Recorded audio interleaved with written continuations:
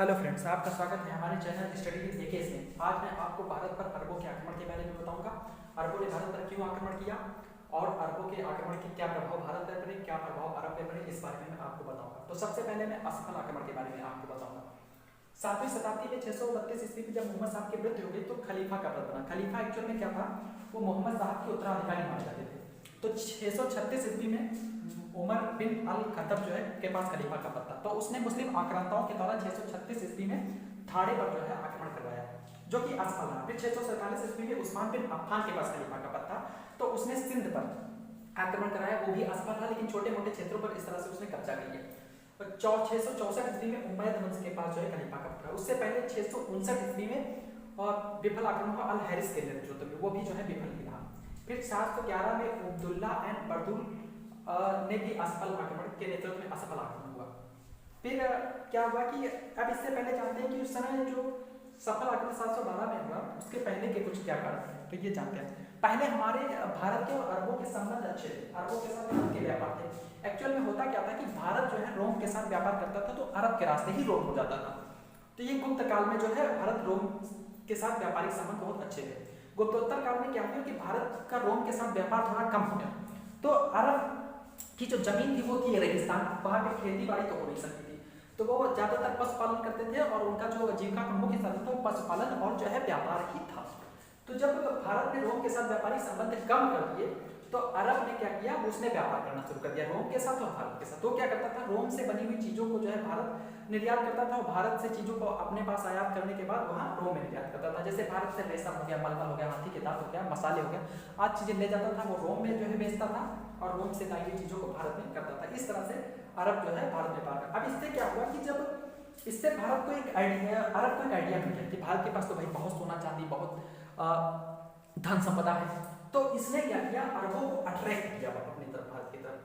तो ये तो मतलब अब उनका काम था कि उनके पास कोई खेती बाड़ी ये सब चीजें थी नहीं, तो उन्होंने सोचा कि एक बढ़िया चीज है यही, तो उन्होंने क्या किया, लूटपाट करने के लिए जो है भारत पर आक्रमण करना शुरू किया। दूसरी चीज, जब पहले तो लूटपाट तक ही सीमित था, क्योंकि उनके पास तो पशुपालन और व्यापार के अलावा कोई दूसरा साधन तो था नहीं जीविका का।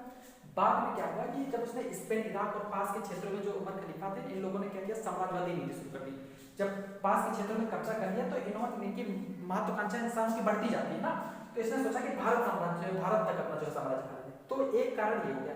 तीसरा क्या हुआ कि इस्लाम का प्रचार, इस्लाम का प्रचार, क्योंकि जब खलीफा का पद हुआ तो 7वीं शताब्दी में जो है इस्लाम धर्म का उदय, तो उसके बाद इस्लाम का प्रचार भी इनका रहा। तीसरी चीज क्या की, जो ये तट था सिंध के पास, तो यहाँ पे एक जनजाति रहती थी, तो उनकी जनजाति का जो मेन जीविका का साधन था वो लूटपाट था। तो अरब व्यापारी के जो मालवाहक जहाज जाते थे यहाँ देवल बंदरगाह के पास लूट लिए जाते थे उन जनजातियों के द्वारा। तो इससे भी उन्होंने सोचा कि ये, इससे उनका बहुत घाटा हो जाता था अरबों का, तो उन्होंने सोचा कि इस क्षेत्र में हम कब्जा कर लें, तो यहाँ पे ऐसी समस्याएं होना बंद हो जाएंगी और उनका मुनाफा ज्यादा हो जाएगा। तो एक कारण ये था। अच्छा, उस समय जो तत्कालिक कारण था, जिससे कहते कि गर्म लोहे पे हथौड़ा मारना, वो तत्कालिक कारण ये था कि उस समय कि 708 ईस्वी में उसने, अरब के जब साम्राज्य थी, उसने श्रीलंका पे आक्रमण किया, श्रीलंका के राजा को उसने हरा दिया, तो श्रीलंका के राजा ने इस्लाम स्वीकार कर लिया और इनकी अधीनता स्वीकार कर ली। तो 708 ईस्वी में सिंघल के राजा ने जो है सोना चांदी और जहाज, सोना चांदी से भरे जहाज भेजे। उसने कुछ व्यापारी थे, अरब व्यापारी, उनका परिवार भी था, बच्चे भी थे। तो क्या हुआ कि वो बंदरगाह सिंध के पास ही पड़ता था उधर।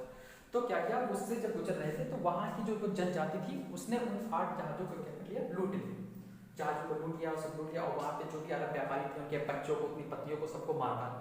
इस पे जो उस समय उमैयद वंश का जो खलीफा था वो बहुत नाराज हुआ। उसने दाहिर के सामने ये शर्त रखी कि आप क्या करिए कि वो जो भी हमारा नुकसान हुआ उसे वापस कर दिए। तो दाहिर ने ये कह दिया कि इससे हमारा दूर का कोई संबंध नहीं है, मैं ये वापस नहीं कर सकता। इससे जो उमैयद वंश का खलीफा था वो और ज्यादा इब्न अल मलिक जो है, इब्न अब्द अल मलिक जो समय जो खलीफा था वो काफी ज्यादा गुस्सा हो गया। तो अब कहानी सोची कि अब उसने आक्रमण किया किसे। उस समय क्या था कि अल हजाज बिन यूसुफ नाम का एक व्यक्ति था जो खलीफा के द्वारा किसी महत्वपूर्ण पद था। उसके भतीजे का नाम मोहम्मद बिन कासिम था, उसका दामाद भी था, उसके बेटी का नाम जुबैर था, उसका विवाह उसने करा दिया। ऐसा होता है मुसलमानों। फिर उसका जन्म 31 सितंबर 695 ईस्वी में ताइफ नामक शहर में हुआ था। उसके माता पिता मर गए थे, तो उसका पालन पोषण अल हजाज बिन यूसुफ ने ही किया था। तो ये था।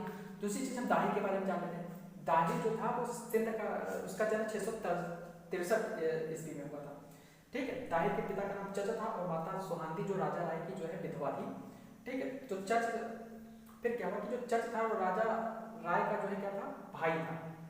तो राजा राय जब मर गए थे तो उन्होंने चच को जो है गद्दी पर बैठा दिया था। और चच ने 7 सालों तक जब सिंध में राज किया तो उसके बाद वो मर गया, तो उसके बाद चंद्रसेन नाम का उसका भाई जो है गद्दी पर बैठा।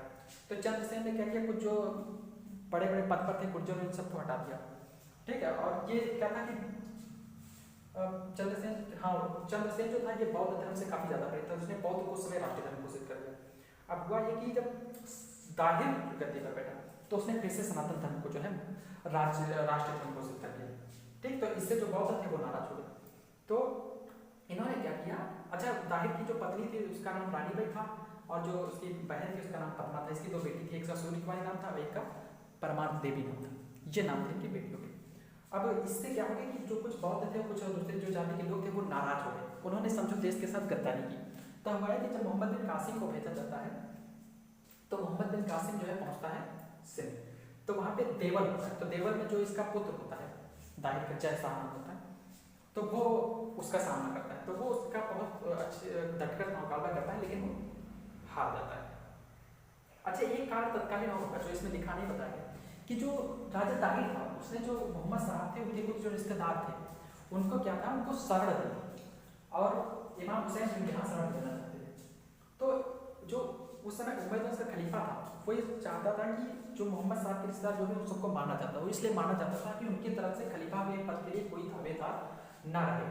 तो उसको शरण दी थी, इस वजह से भी उमैयद वंश और अपने हाथ की वो माना ही जाता है। तो उसने क्या किया, उनको जो है उमैयद वंश के खलीफा को सौंपने से मना कर दिया राजा दाहिर ने। तो इस वजह से भी जो है खलीफा का गुस्सा और बढ़ गया। ये भी एक तत्कालीन कारण हो सकता है जो किताबों में दिया नहीं है, लेकिन ये एक कारण हो सकता है कि उसने जो है मोहम्मद साहब के जो रिश्तेदार थे, पैगंबर के रिश्तेदार थे, उनको अपने यहाँ शरण दी थी। इस वजह से भी जो है उस समय जो है आक्रमण करने का। तो मोहम्मद बिन कासिम देवल पहुंचा। देवल में जो राजा दाहिर का पुत्र था जयशाह 712, उससे जो है उसका सामना हुआ। तो जयशाह ने जमकर जो है मुकाबला किया लेकिन वो हार गया। तो अपनी जान बचाकर किसी तरह भाग गया, ब्राह्मणवाद मतलब सिंध भाग गया। उस समय ब्राह्मणवाद जो है राजधानी थी। तो सिंध में जो है राजा दाहिर के साथ जो है ब्राह्मणवाद राजधानी में जो है युद्ध होता है। तो वहाँ पे क्या होता है कि राजा दाहिर जो है बहुत डटकर मुकाबला करती है और मुकाबला जो है कांटे का होता है, ऐसा नहीं कि राजा दाहिर हार जाता है। लेकिन अचानक से होता है कि एक तीर आकर के उसके हाथी की आंख में लग जाता है, जिससे राजा दाहिर नीचे गिर जाता है। जो मोहम्मद बिन कासिम के सैनिक थे वो जो है भाले और तलवारों से जो उसका शरीर छलनी कर देते हैं। इस तरह से जो सिंध की सेना थी राजा दाहिर की, वो उसका मनोबल टूट जाता है, वो पीछे हट जाती है। इसके बाद जो है जब सिंध पहुंचते हैं तब क्या होता है कि जो औरतें थी उन्होंने मोर्चा संभाला भाई, लेकिन औरतें भी कहाँ तक लड़ती। तो जब उनको लगा कि जब नहीं लड़ पाएंगे, जब मोहम्मद बिन कासिम की सेना भारी पड़ी तो उन्होंने जौहर कर लिया। फिर बाद में अरौर पहुंचा ये मोहम्मद बिन कासिम। अरौर में उसको पता था कि कुछ रिश्तेदार रहते हैं उसके, वहाँ पहुंचा।